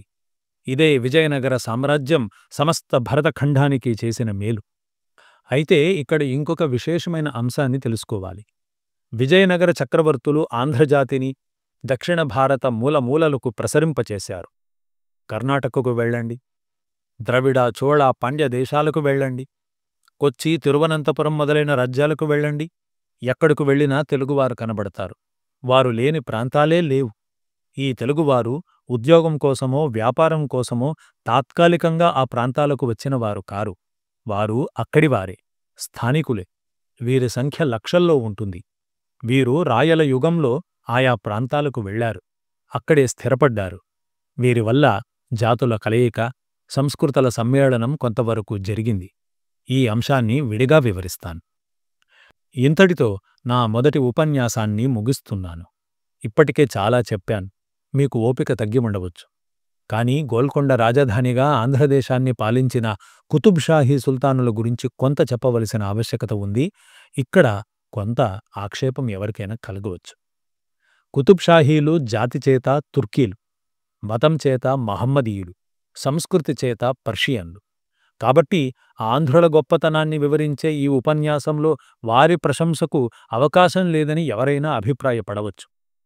జాతి వల్ల, మతం వల్ల కుతుబ్ షాహీలు పరాయివాళ్లే అన్నది కాదనలేని నిజం. కాని భరతఖండాన్ని పాలించిన మహమ్మదీయ పాలకుల్లో కనబడని కొన్ని గుణాలు వీరిలో ఉన్నాయి. సాధారణంగా మహమ్మదీయ ప్రభువులు ఎక్కడ పాలించినా తమ క్రింద ఉన్న ప్రజలతో కలిసేవారు కారు. తామరాకు మీద నీటి చుక్కలా అంటీ ముట్టనట్టుగా ఉండేవారు. ఈ కుతుబ్ షాహీలు మాత్రం అలా కాదు. ఆంధ్రదేశాన రాజ్యం చెయ్యడం వల్ల తమని తాము ఆంధ్రులమని భావించారు. కనుక వారి పాలనా విధానం ఇతర మహమ్మదీయుల పద్ధతి కంటే భిన్నంగా ఉండింది. ప్రజారంజకంగా నడిచింది. మత విషయాల్లో తప్ప మరెక్కడా వారు హిందూ ముస్లిం తేడాను పాటించలేదు. రాజ్యపాలనలోనూ సైన్యంలోనూ ప్రజలందరికీ వారి వారి శక్తి సామర్థ్యాలకు తగ్గట్టుగా ఎంత గొప్ప పదవినైనా పొందే అవకాశం ఉండింది. అలానే గోల్కొండ రాజ్యంలోని సామంతులు, మన్నేదొరలు, నాయకుల్లో అధిక సంఖ్యాకులు హిందువులే. కుతుబ్ షాహీలు ముస్లిం సామంతుకు, హిందూ సామంతుకు మధ్య భేదాన్ని చూసేవారు కారు. ఇద్దరికీ ఒకే రకమైన గౌరవం నడిచేది. యుద్ధ సమయాల్లో హిందూ శత్రురాజ్యాలలోని ఆలయాలను వీరు పడగొట్టారు. విగ్రహాలను ధ్వంసం చేశారు. ఆలయాల స్థానంలో మసీదుల్ని కట్టించారు. ఇదంతా నిజమే. కాని ఆశ్చర్యంగా తమ గోల్కొండ సీమల్లో మాత్రం వారు ఇలాంటి ఘాతుకాలను చెయ్యలేదు. హిందూ దేవాలయాల్లో ఉత్సవాలను వైభవంతో జరుపుకునేందుకు వారు ఏమాత్రం అవకాశం ఇవ్వలేదు. ఇది తప్ప ఆలయాలపై మరే ఇతర నిర్బంధాలు కనబడవు. వీరి పాలనా కాలంలో కొత్త దేవాలయాల నిర్మాణాలు జరిగాయి. ఈ కొత్త ఆలయాలకు సర్కారీ ఉద్యోగస్తులైన హిందువులు పెద్ద ఎత్తున విరాళాలు, దానాలు చేశారు. కుతుబ్ షాహీలు విద్యాపోషకులు. సంస్కృత, ఆంధ్ర భాషలను చక్కగా పోషించారు. విద్వాంసులను, కవులను, కళాకారులను తగురీతిగా ఆదరించి సత్కరించారు. వేద పండితులకు అగ్రహారాలను, వృత్తులను ఇచ్చారు. యజ్ఞయాగాలు వంటి వైదిక క్రతువులకు, వేద విద్యార్థులకు వసతులు ఏర్పరిచారు. కుతుబ్ షాహీ రాజులలో కొందరు తెలుగులో కవిత్వం చెప్పడం కూడా నేర్చుకున్నారు. ఇలాంటి ఉత్తమ ఆశయాలున్న మహమ్మదీయులు కనిపించరు. గొప్ప చక్రవర్తి అని పొగిడించుకునే అక్బర్ పాలనలో కూడా హిందూ ముస్లిములు ఇంత సఖ్యతతో ఉండేవారు కాదేమో. ఈ కారణాల వల్ల విజయనగర చక్రవర్తుల్లానే గోల్కొండ పాదుషాలు కూడా తెలుగువారి స్మృతుల్లో నేటికీ నిలబడి ఉన్నారు అని చెబుతూ నా ప్రసంగాన్ని ముగిస్తున్నాను. ఈ కార్యక్రమం మీకు నచ్చినట్టయితే, ఇందులోని అంశాలు ముఖ్యమైనవని మీకు అనిపిస్తే దయచేసి ఇతరులతో పంచుకోండి. అలా పంచుకోవడం ద్వారా అందరికీ ఉపయోగపడే చారిత్రక విజ్ఞానం ఎందరికో చేరవేసిన వాళ్ళు మీరవుతారు. ఇలా వీలైనంత ఎక్కువ మంది ప్రజలకు ఈ మంచి సమాచారాన్ని చేరవేయడంలో మీరు మాకు సహకరిస్తారని ఆశిస్తూ సెలవు తీసుకుంటూ ఉన్నాను. ఇట్లు మీ కడప రఘోత్తమరావు.